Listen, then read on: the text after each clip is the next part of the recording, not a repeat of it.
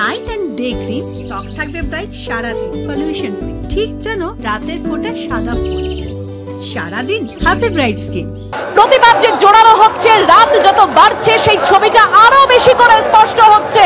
4টি দপ্তরে তারা তাদের দাবি রেখেছেন, কিন্তু এখনো পর্যন্ত তাদের কাছে কোনো রকম উত্তর আসেনি।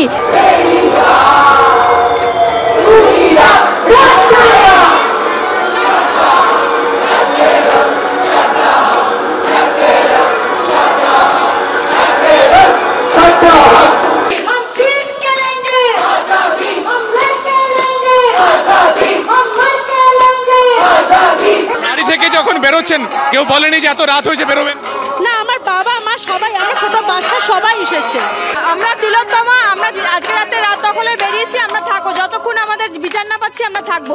আর আজকে এই আন্দোলন শেষ হচ্ছে না, এই আন্দোলন চলবে, চলবে যতক্ষণ না আমরা জাস্টিস পাচ্ছি। এই আন্দোলন 14ই আগস্টের কথা আমাদের বারবার মনে করাবে, কিন্তু 14ই আগস্টের থেকেও যেন কোনো এক জায়গায় ছন্দ একটু আলাদা, একেবারে টাইম ফ্রেম বেঁধে দেওয়া হয়েছে।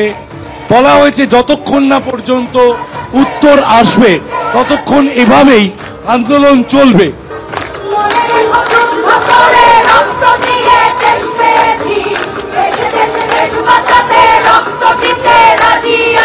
বিচারের আশা তো অনেকটাই করছি, কারণ সরকারটা তো আমাদেরই সরকার।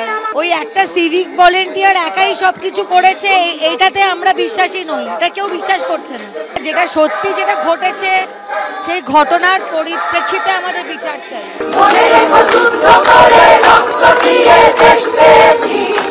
যদি না এখানে প্রপার দোষীরা শাস্তি পায়, আমরা কেউ সুরক্ষিতভাবে থাকতে পারবো না। কারণ আমাদের যারা মলেস্টার, যারা রেপিস্ট, যারা অ্যাবিউজার, তাদের কাছে এই বার্তা যাবে যে পশ্চিমবঙ্গ এই ধরনের লোকেদের জন্য একটা দারুণ বিচরণ ভূমি।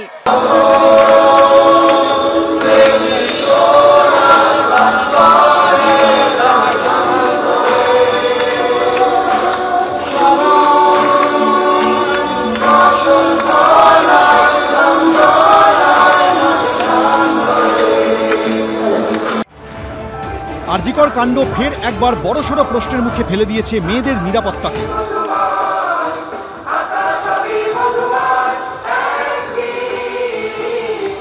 এবার তার প্রতিবাদ কর্মসূচিতেও প্রশ্ন উঠে গেল নারী সুরক্ষা নিয়ে। ধর্ষণ খুনের বিচার চেয়ে চলা ধর্ণা মঞ্চের কাছেই উঠল শ্লীলতাহানির অভিযোগ, তাও কয়েক ঘন্টার মধ্যে দুবার। একটি ঘটনায় অভিযুক্ত পলাতক, আরেকটি ঘটনায় ধাওয়া করে অভিযুক্তকে পাকড়াও করেন আন্দোলনকারীরা। তার আগে সেই মত্ত যুবকের দৌরাত্ম্য ঘিরে ধর্মতলার ধর্নায় বাঁধে প্রবল হুড়োহুড়ি।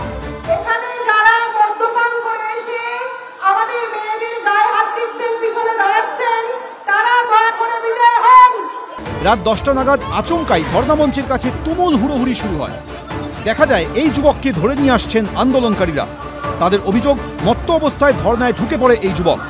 কয়েকজন মহিলা আন্দোলনকারীর সঙ্গে সে অভব্য আচরণ করে বলে অভিযোগ। আন্দোলনকারীরা ধাওয়া করে তাকে ধরে, তাকে নিয়ে যাওয়া হয় ধর্নামঞ্চের দিকে। ধর্নামঞ্চের কাছ থেকে নিয়ে গিয়ে প্রথমে তাকে ঢোকানো হয় একটি কিয়স্কে, তারপর সেখান থেকে বার করে গাড়িতে তুলে নিয়ে যাওয়া হয় থানায়। এর আগে রবিবার সন্ধ্যেতেও রানী রাসমণি অ্যাভিনিউয়ে ধর্নাস্থলের কাছেই এক তরুণীর শ্লীলতাহানির অভিযোগ ওঠে এক যুবকের বিরুদ্ধে। অভিযোগ, প্রতিবাদ চলাকালীন পুলিশের উপস্থিতিতেই তরুণীর সঙ্গে অশালীন আচরণ এবং তাকে দেখে কুৎসিত অঙ্গভঙ্গি করেন ওই যুবক। তরুণীর দাবি, তিনি চিৎকার করার পরই পালাতে শুরু করেন অভিযুক্ত। সিসিটিভি ফুটেজেও অভিযুক্তকে পালাতে দেখা গেছে। কলকাতা পুলিশের তরফে সেই সময়কার সিসিটিভি ফুটেজ প্রকাশ করে অভিযুক্তকে চিহ্নিত করা হয়। পুলিশ সূত্রে খবর, অভিযুক্ত যুবকের খোঁজে তল্লাশি চালানো হচ্ছে। পার্থপ্রতিম ঘোষ, অতসী মুখোপাধ্যায়, শিবাশিস মৌলিক, এবিপি আনন্দ।